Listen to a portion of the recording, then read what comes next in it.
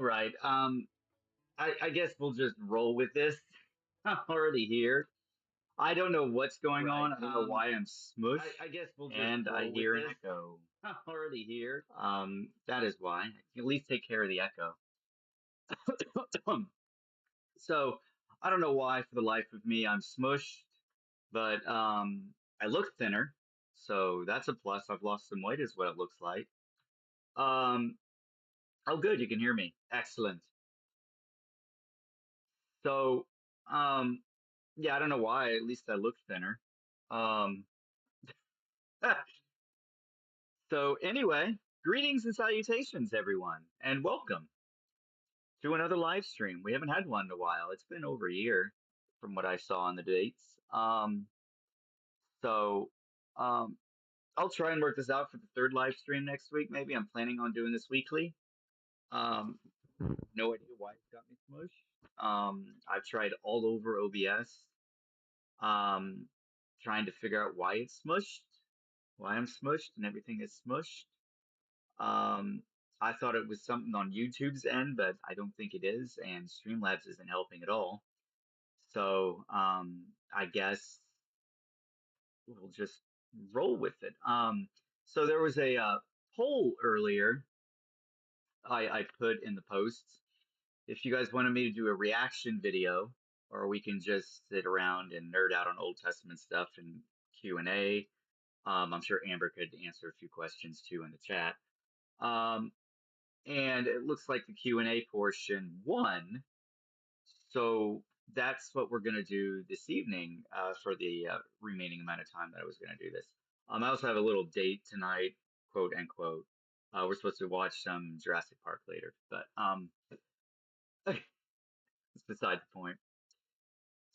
So I didn't really have a topic. Actually, I was, when I usually discuss the Old Testament, usually I kind of lean towards the Pentateuch and everything. So I guess we could, and in lieu of appearing on a certain someone's channel in the past few months and weeks, that I thought we could just stick to the Pentateuch and discuss the Pentateuch, the Exodus, Genesis, Leviticus, Numbers, and Deuteronomy.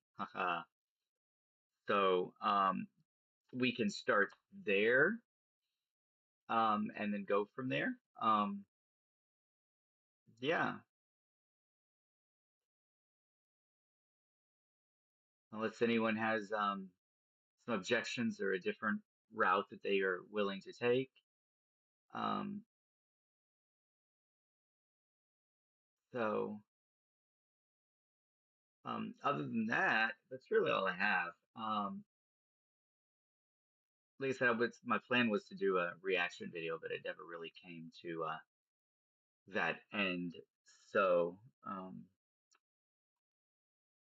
yeah, I've been kind of busy lately and stuff. So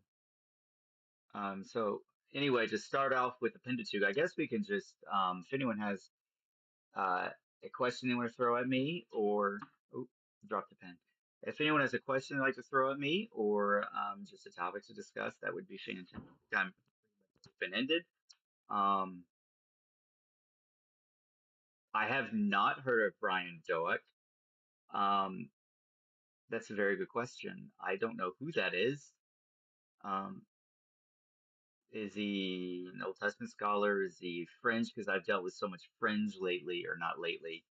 Um, I that it just drives me nuts. He's an OT scholar. Okay. Um, oh yes. I so to answer the Volts question here, I'm still trying to learn how to bring up as well um things in the chat. Um, but anyway, so he's Senator Dr. Levy's son. Oh, okay. Okay. I'll get to your question, Amber, in one moment. It might be that I need one stream key for horizontal, one stream key for vertical. It on Streamlabs, it's actually horizontal selected. That's what kind of confuses me. It's selected, but it's still showing vertical. Um, so Yeah, so I created for those 11 cell, you forgot the end. Okay. So to talk about Amber's question about Azazel, I created a short last week on the demon, supposed demon. There are so many, there are a couple of definitions or meanings of Azazel. Um, so I released a short on Azazel, the meaning of it, and really, I think I should have just opened that up into like a 20-minute video discussing what the meanings of Azazel and what my own personal reflections on the word are and what they mean. But the meaning of Azazel, what I wanted to bring up here, if you guys can read the smush part, I'll bring up. Yes, here we go. Let me see here. Is it still up or no? I still have that up. No, I was looking up other stuff there on Hapiru and the Ifri. So let me look up Azazel here. So just to get a reference here. Let me find it. Azazel, Azazel, Azazel. We'll get there. There he is. So this usually when I do my shorts, I usually use the Lexham Bible Dictionary just as a springboard to create the short. Um, and I was trying to incorporate it. Yeah, that's what I mean. That's it. Yeah. Why is it only streaming like shorts live? Exactly. I'm not even on my phone. I'm on the computer, but for some reason it thinks I'm streaming. I got Streamlabs open. I'm on a computer with two monitors. I have no idea why it's doing that. Yeah, that's it. It literally thinks I'm streaming from as a short, and I'm not. Like, so thank you, the Vault. That's exactly what is going on. So anyway, get back to the short. That's what I'm thinking. Let me go ahead and answer this because I got to say this. So the short was very limited when I'm talking about Azazel, and I was trying to say that you're supposed to put the hand on the goat, and then that's your way of saying that this is mine. This is my sin offering.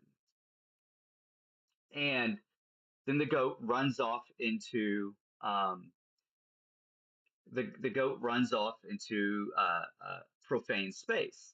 So it's the symbolism of taking your sins away, like purging the sancta in the tabernacle. That's what I was talking or saying, trying to come across when I was talking about Azazel. And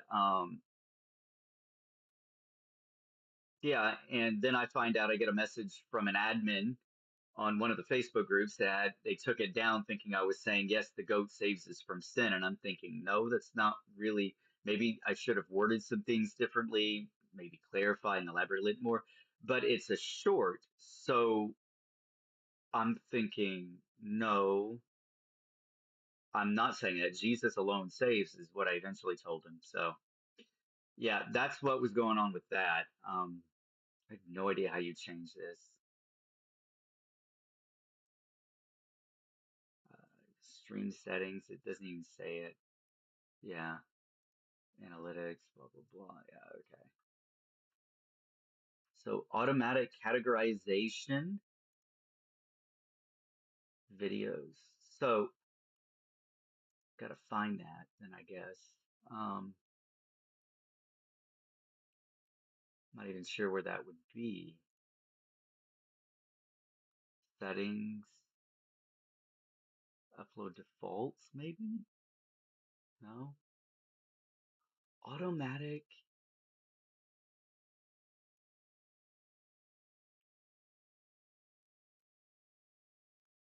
So what'd you say here? Um, no, I didn't. I don't think I made any changes to the horror to the shorts. Automatic categorization. So let me find the automatic categorization then. Would that be under general channel permissions? No, that's not it. Uh,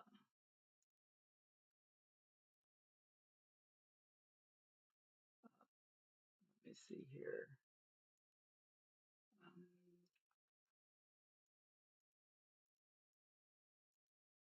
okay, could be okay.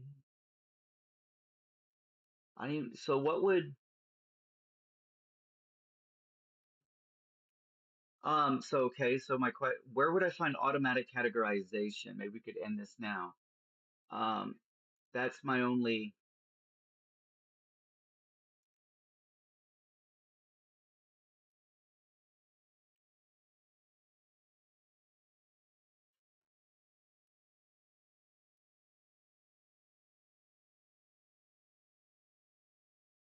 Okay, nope, it's not there.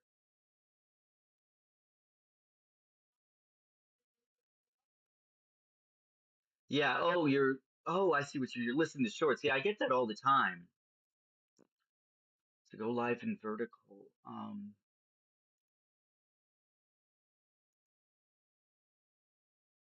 Shoot, not that. Didn't mean to do that. Oops, that's my fault. Um, hmm.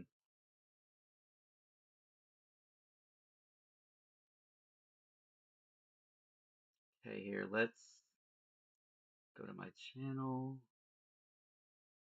Shorts, customize maybe. Okay, banner image, picture.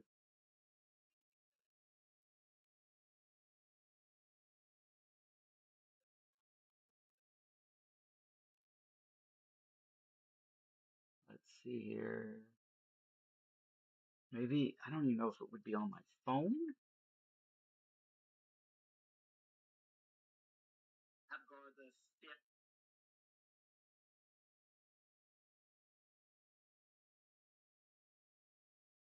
Um,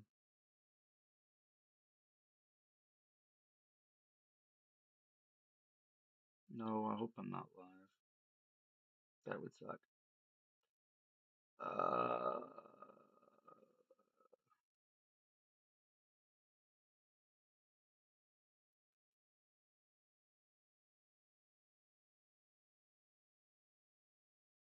yeah.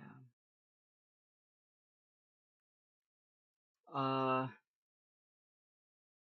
and the Oh, okay. Hey, Stuart. I wanted to ask a question. Can the Deuteronomist hypothesis, which states that the Deutero reformers wrote the books of Judges, Kings, and Samuel? So that is a great question. As far as the documentary hypothesis is concerned, I really seem to I sort of align with that theory sort of falling apart, and that we're finding huge swaths of the Pentateuch that have um, that are old. So, for example, actually Joshua Bursma wrote a book in which he describes literary unity with Exodus 14 and 15, that they're two separate genres, but they're old. They're like they may date to the late Bronze Age, for example, in their structure and literary unity. One in Exodus 14, you have the battle report, and then in Exodus 15, you have the song, the poetry or prose, if you will. So there are other sections, namely the law. If you want to look at the law, we cannot look at the law as we do today, where it's not common law. So the law for the Old Testament and the ancient Near East would have been common law,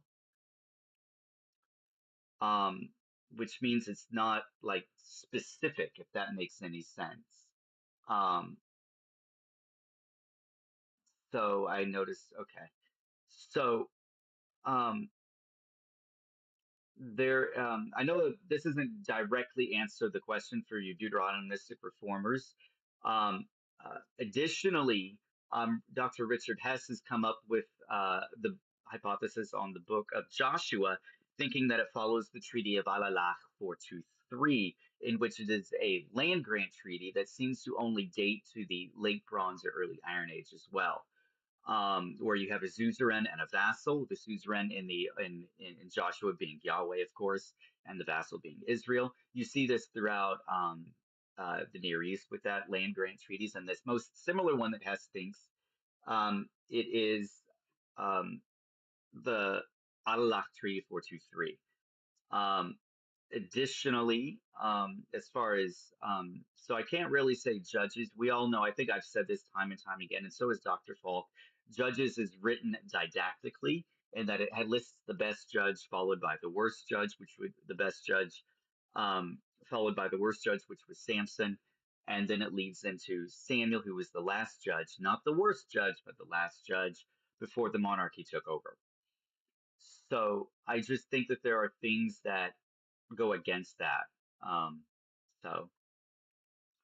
Um, did Dr. Gad Barnea show that there was no OT at Elephantine until 330 BCE or BC, even at Babylon? That's not documented. Oh, okay.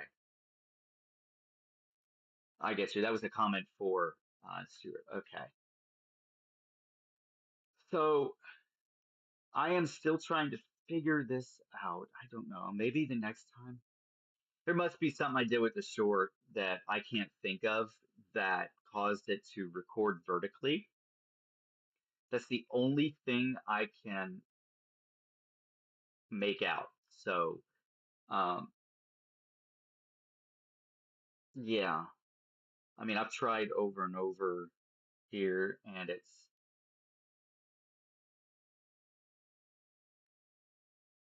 What did you mean, Mobius, by OT? Just Old Testament at Elephantine until 330 BC, like the written Old Testament from Genesis all the way down to what should be Chronicles and not Malachi, but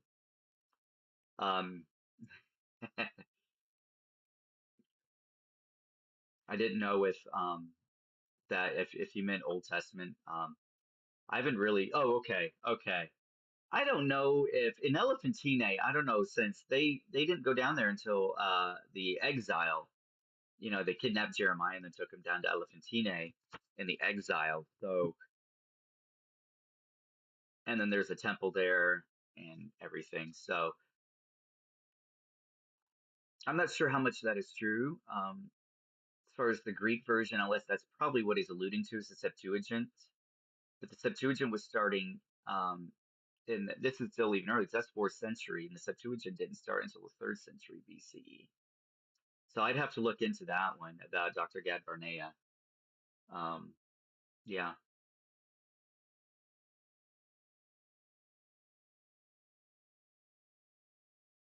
552 BC. I'm not sure what you mean there.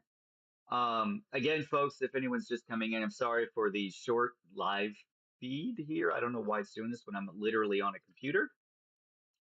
I don't know how to fix that or how to work around that. So, um, show.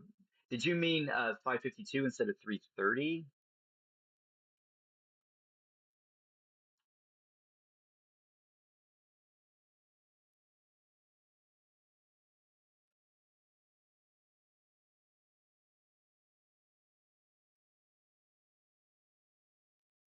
Just kind of waiting for that. I didn't know which one you meant there. Because it's my understanding that you had Jeremiah go into exile and then he went to they kidnapped and took it to Elephantine. So you're saying that there was a group of Jews in Elephantine prior to that. Yeah, when the Persians took Egypt. Oh, okay. All right. I think I know what you mean now. Yeah. So they were there without an Old Testament until 330 BC is what you're saying. I'd actually have to look into that. I really haven't heard that at all. Have not heard that at all. I'm not saying I disagree. I just don't know. So I cannot comment on that very much. So maybe,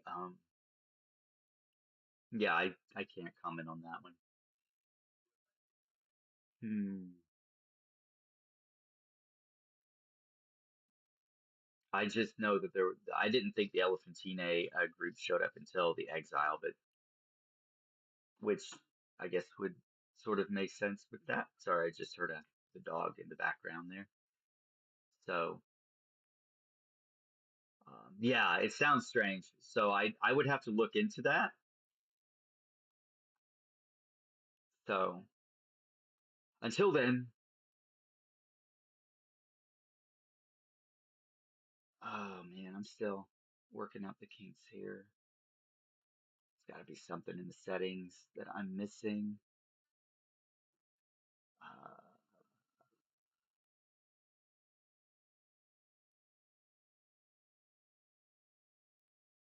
there's got to be something in the settings I'm missing.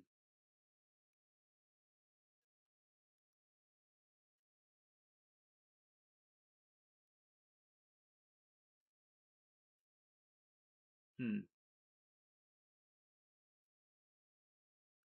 Yeah, I have no idea. It's a banner image. It's not what I'm looking for.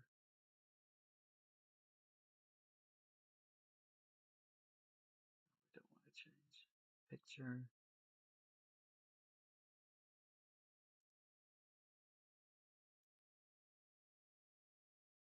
I'm gonna have to chat with support here because I'm not sure.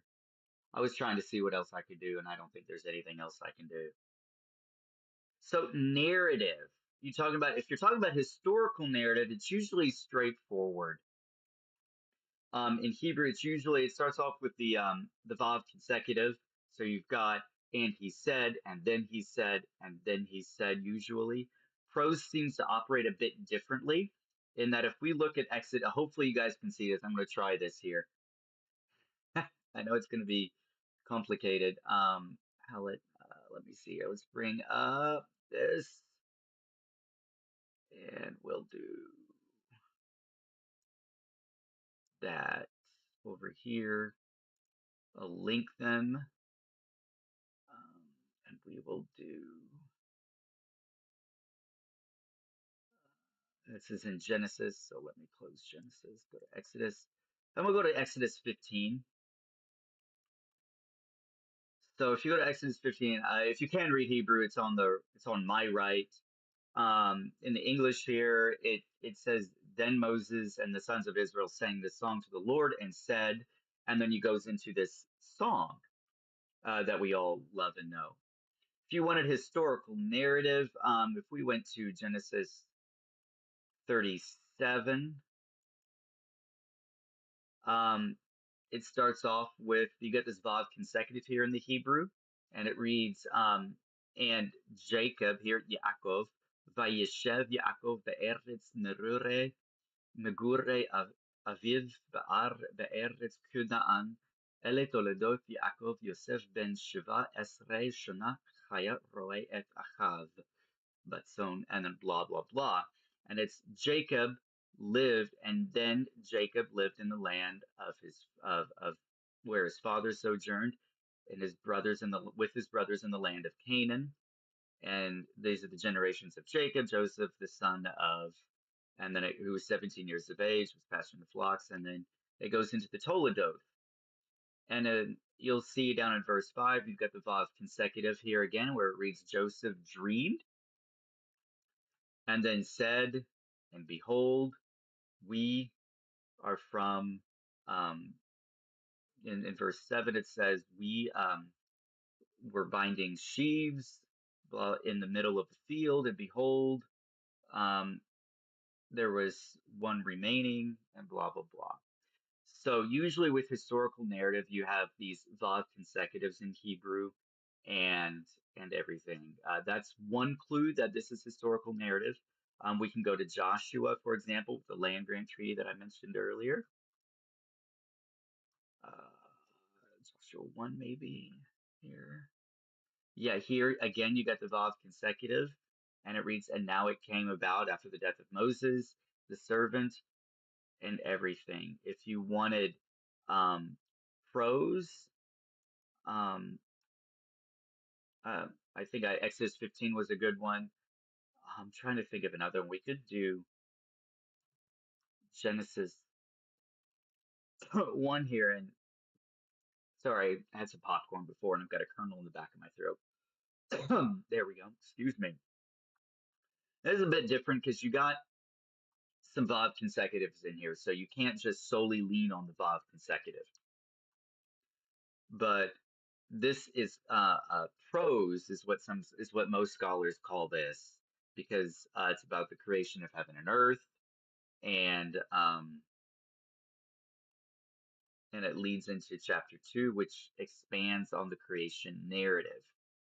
Um, so usually with prose and poetry, it works kind of like English. You've got merisms, which is the highest in the heavens and the lowest in the depths or in the pit. Things like that.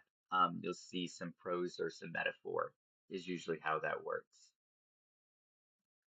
So yeah.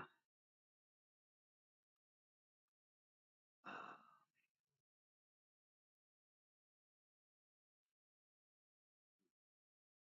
so I guess we can move on.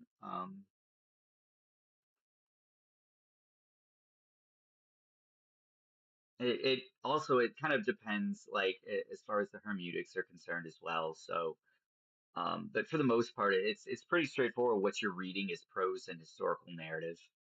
Um, so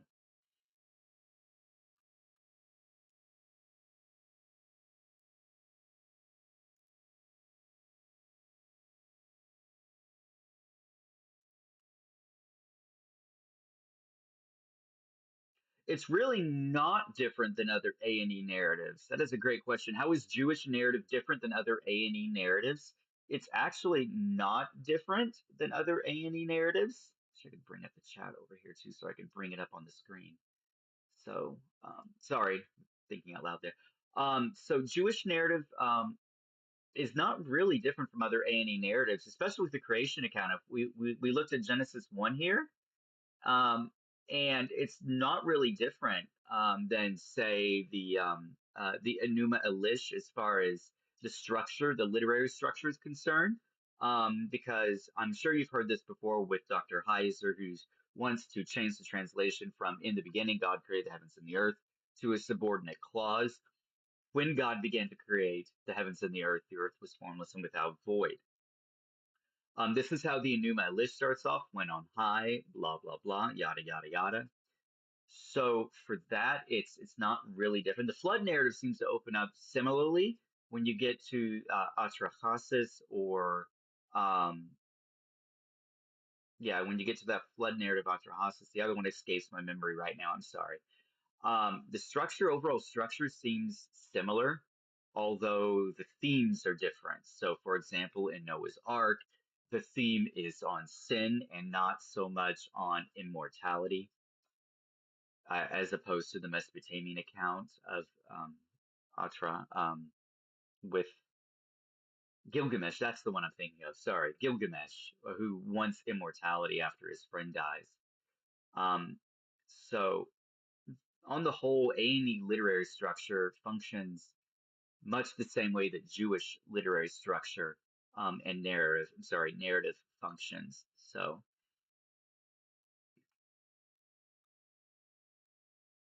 um, yeah.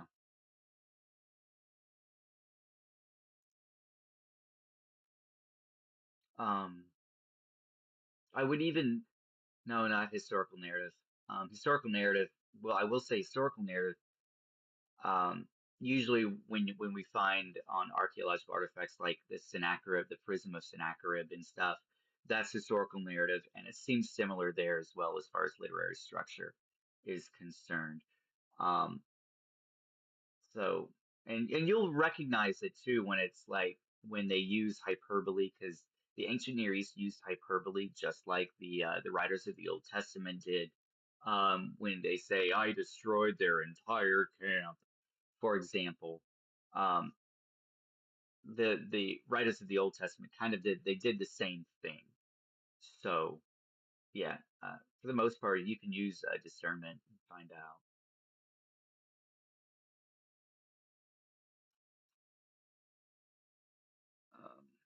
Man, hopefully have all this sorted out by the second live stream. I plan on doing this weekly. If you weren't here at the beginning, I do plan on doing this weekly while I'm here. So still got some kinks to work out, I see, as far as live streams are concerned.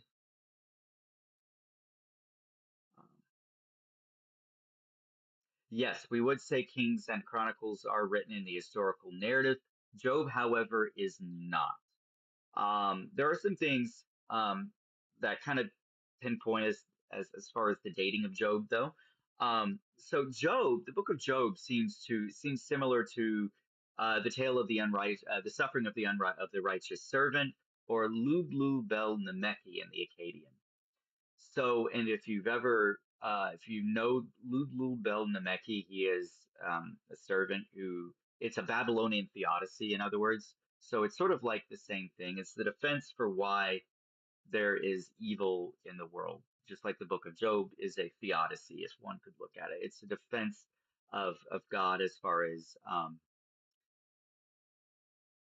um, evil is concerned. So, yeah, oh my goodness, Job.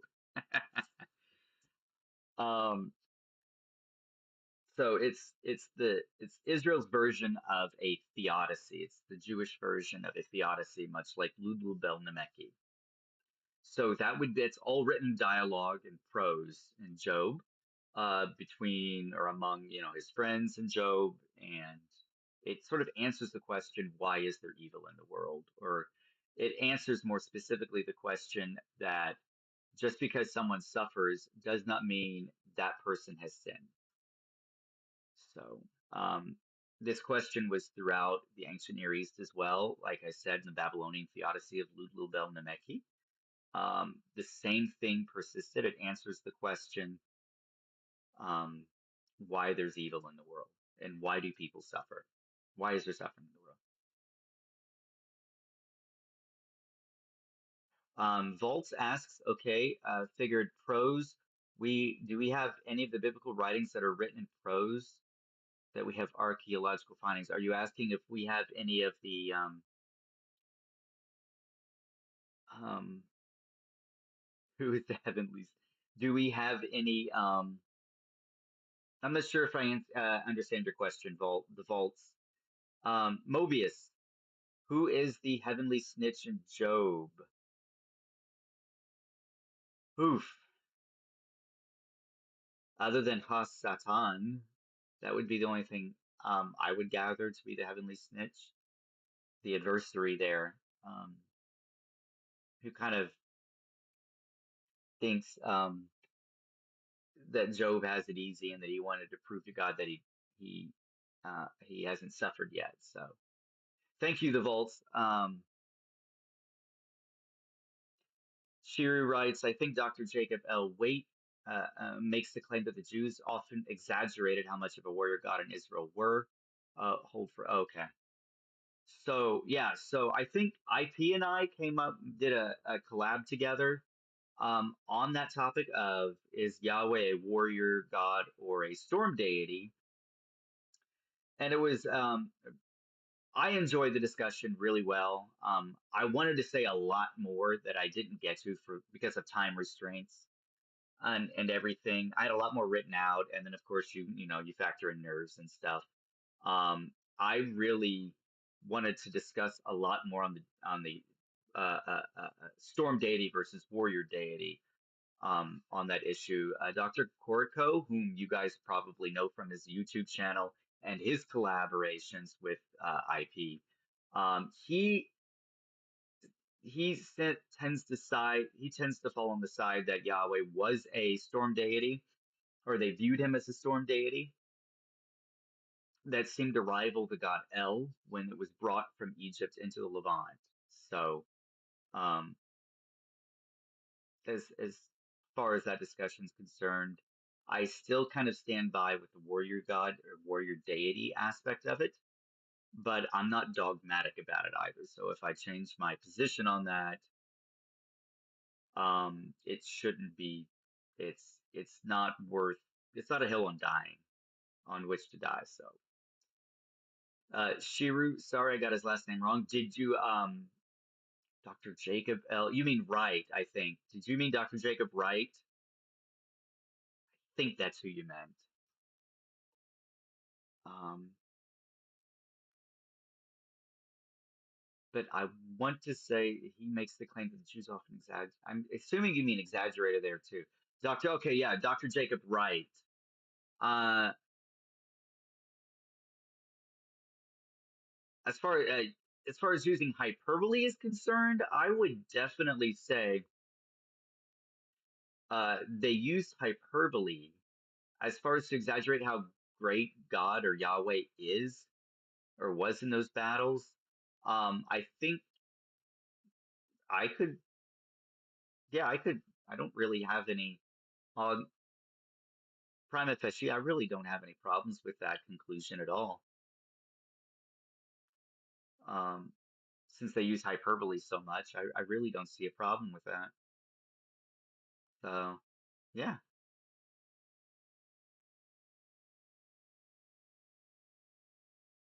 Um, Getting back to the warrior god and the storm deity, though, I kind of see where they're coming from with the storm deity because there was warring with Baal, and there can only be one, as Highlander would say, as far as storm deities go. So it just makes sense that you see Yahweh's usurpation of that position and role in the Canaanite pantheon. And then he becomes the sole god of the area as he just usurps titles, epithets of other gods, and everything as the Israelites slowly take over the Levant or the mixed multitude, however you want to say it. I usually lean towards mixed multitude because Israelites seems kind of, I don't know, there were different people groups and ethnic groups coming from Egypt. It just wasn't the family line of Abraham, is what I'm trying to say. So,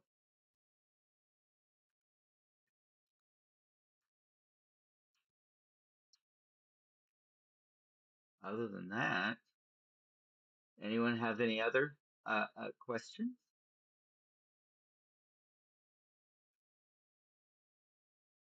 I really wish this worked out better. That's actually bothering me. It's really bothering me that I could not get this. I'm gonna definitely try something out after this. Um, it is 9:30.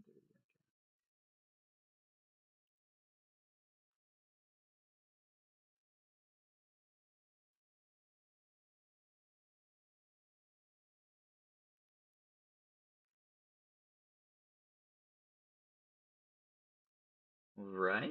Well, if no one has any other questions, I guess I can go ahead and end this live stream.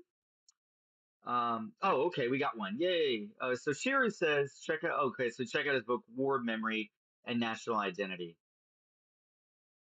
You have to try a test with, yeah, I think that's what I'm gonna do is Mobius. I'm sorry, you have to try a test with just another person. I think I'm gonna do that next time. When I go live, make it private and only invite one person and try and figure out what's going on. I think that's what I'm gonna do if I can't figure it out on my own. Um, so the Vault says, do we have writings that are in prose that we have some archaeological correlation to? For example, I don't know if the Baalek account. So speaking of Numbers 24, which is where that account comes from, Numbers 24, we have the account of Balaam. Vault continues here, and I think the Moabite Sealy, which is, yeah, I'll get to the Moabite Sealy in 1 second. Let me answer your first part there, the vault. So Numbers 24 lists the Balaam account. We actually have archaeological evidence of a guy called Balaam. It may not be the same Balaam, but we do have archaeological evidence of a Balaam who was a sorcerer. Um, so let me, I can't think of at the top of my head what the name of the archaeological find is,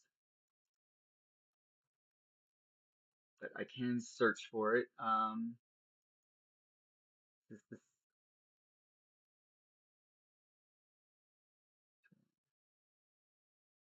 Let's see here. Yeah.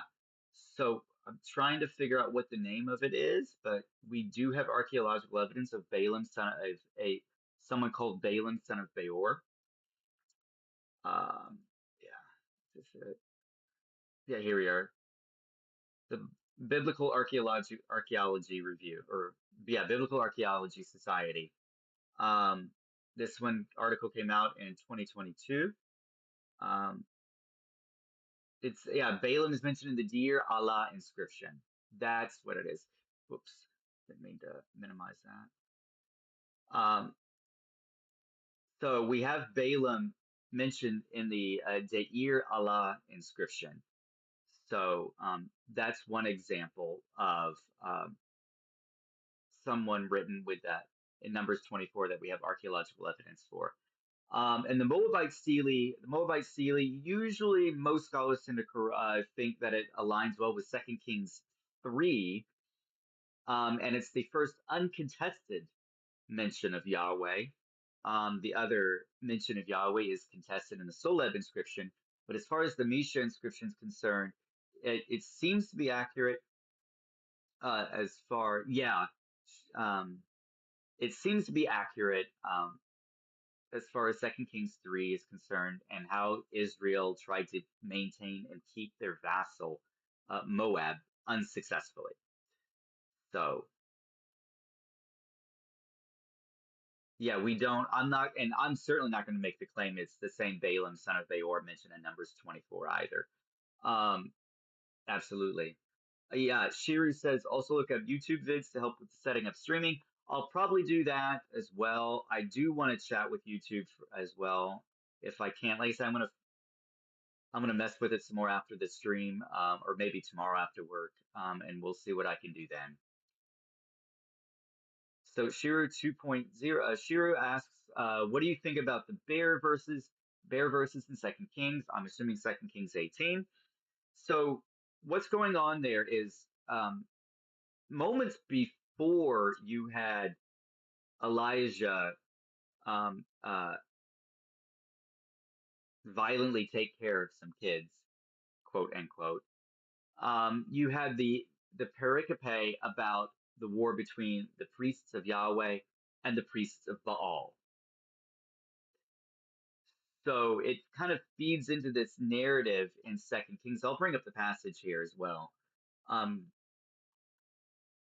so it kind of fits this narrative that he's also in foreign territory still, and he's in hostile territory. That's what I'm saying. I think it's 18, isn't it? Or is it First Kings 18? Might be First Kings 18. Uh, sure, unless you if you can help me with a chapter and verse. Yeah, it's got to be First Kings 18. I always confuse these. Obadiah. Yeah, it's First Kings. So the passage here is mentioning here, I want to say, yeah. So you had here in First Kings 18, you had the war between the priests of Yahweh and the priests of Baal on Mount Carmel, and we all know the story, right? There's a war. Elijah calls down God. He creates this altar and puts meat on it, calls him down, comes down. God comes down and eats everything on it. And then the 400 priests. So Elijah here, just to jump into the story, Elijah says, come near to me. So all the people came near to him, and he repaired the altar, the Lord, which had been torn down. Elijah took 12 stones, according to the number of the 12 tribes of the sons of Jacob, to whom the word of the Lord had come, saying, Israel shall be your name. So with the stones he built an altar. Fast forward here, he filled 4 pitchers with water and poured it on the burnt offering on the wood. Now, I'll get into this in the future video, but it's interesting how he makes a burnt offering. Usually burnt offerings, at least according to the law, would attract divine attention. So you would make a burnt offering to entice God to come down, and then you could do a fellowship offering, for example, and then you could have fellowship with the Lord at in the camp in and machane in the tabernacle or at the tabernacle in the tent of meeting. So I find that interesting there. And then but to continue on, sorry, I got sidetracked. And he said, "Do it a second time," and they did it a second time. Oh, Second Kings 2. I'm getting that ahead. Okay. No worries. I thought this was the one you were talking about. Let's see here. And he was going up by the way, young lads came. Oh, okay. So just for reference, I'll read this section. So then he went up from there to Beit El, or Bethel, and as he was going up by the way, young lads came out from the city and mocked him and said to him, "Go up, you bald head," or baldy, as the vault says. "Go up, you bald head." And when he looked behind him and saw them, he cursed them in the name of the Lord. Then two female bears came out of the woods and tore up 42 lads of their number. And he went from there to Mount Carmel, and from there he returned to Samaria. Usually around here, Baal, they remember, if you remember from the conquest, they hadn't really purged the area of foreign gods and foreign deities. So you still had priests of Baal everywhere. And this was an area that still had the priests of Baal. So he goes up there, um, and young lads is a better term here, I think, in the Hebrew, because a lot of people think it's kids. These are just kids, and the word here is na'ar, which can mean young men. I think that would have been a better translation, young men. So these are fully developed men who are probably in their 20s or so. So these are a fighting age. And Elijah, if you remember, is kind of, I want to say he's getting old. I don't think he's like terribly old, but he's definitely older than they are. So um, it may seem like a harmless insult calling someone bald. Um, I have a feeling this is more than a what's the word? A kereach. Okay, yeah, kereach. In verse 23, where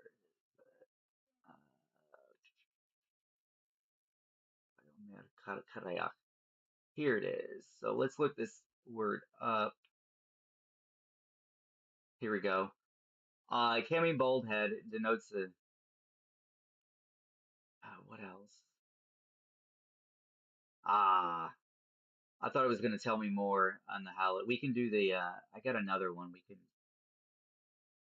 Let's see if. Oh, she's not going to let me copy. Oh, yeah, it is. There we go. Copy. Let me see if this is. Oh, here it is. So I want to say this is more than just bald head. I think this was a serious insult. And of course, they probably were a bit more dangerous and a bit more threatening as well.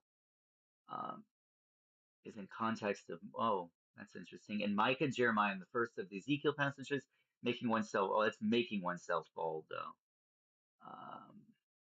Let me go down to see if I can find the part. Here we go.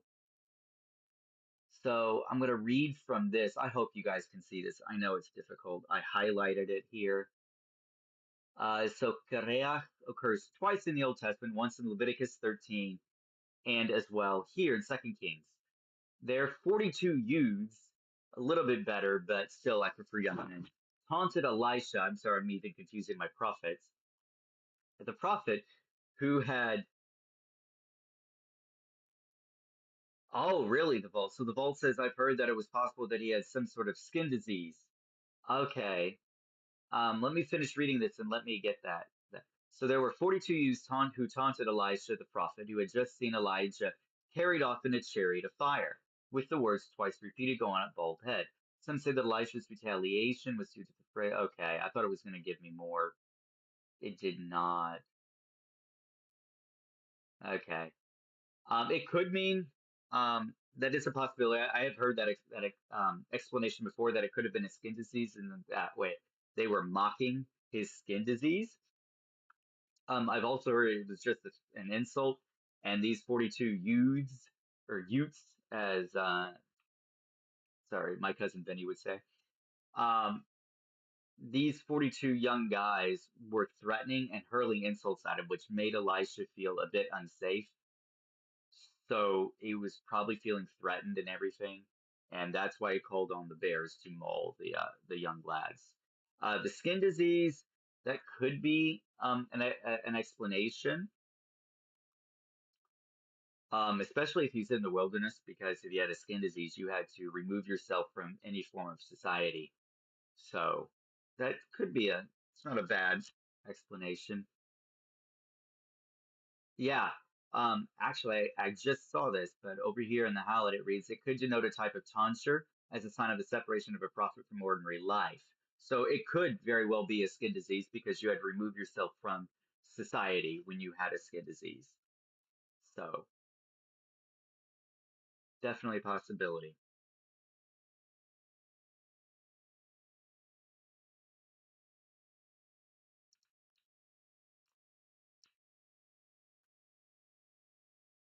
Well, guys, it's been an hour, so I think I'm gonna wrap this stream up.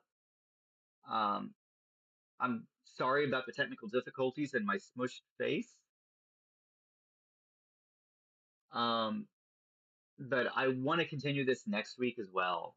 So, studying right now, I'm focusing, it's more specific in the Old Testament now at Biola University for my second master's. So that's what I'm doing right now.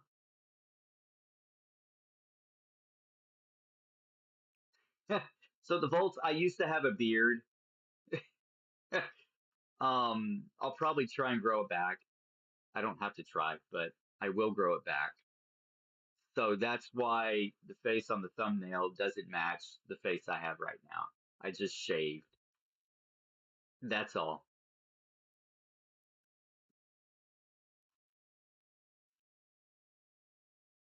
No, I didn't. So I have a bit of an update. I've been applying for youth pastor positions, trying to get out of teaching. It doesn't look like I'm going to get out of teaching anytime soon. I was rejected for a, oh, so yeah, I got rejected from one church, and it doesn't look like I'm going to get another. We'll see how it goes, but I applied for several youth pastor positions in the area here, and one church already turned me down. So it's not at all, it's not a lost cause yet, but that's what's going on. Vol says I'm kidding. Of course, it was about this one. Yeah, I'm thin. It looks like I lost weight. Surprisingly, I'm not really that kind of a big guy. So it is. Biola is where Dr. Sean McDowell teaches. It's also where Titus Kennedy teaches. So that should be some sort of interesting meeting if I ever meet him. But yeah, both Titus Kennedy and Sean McDowell teach there. Thank you, Shiru, who says he'll pray for me. Um, finally, if you guys know Dr. Carmen Imes, she's also at the same university. Who she does Tuesday Torah or Torah Tuesday on her channel. So yeah, Sam, I was rejected as a youth pastor position in a youth pastor position. So it's pretty lame. Pretty lame. Yeah, please do. Please do the Vaults. Check that channel out. She's pretty cool. All right, guys, I'm gonna close this out and end the stream now. It's getting kind of late over here on the East Coast. I will definitely stream next week about the same time on a Wednesday. And hopefully it'll be better. Hopefully I'll be able to put up the messages and everything. So, I don't know. Liberty was pretty expensive slam. So anyway, I will talk to you guys next week and take care of you guys. Bye.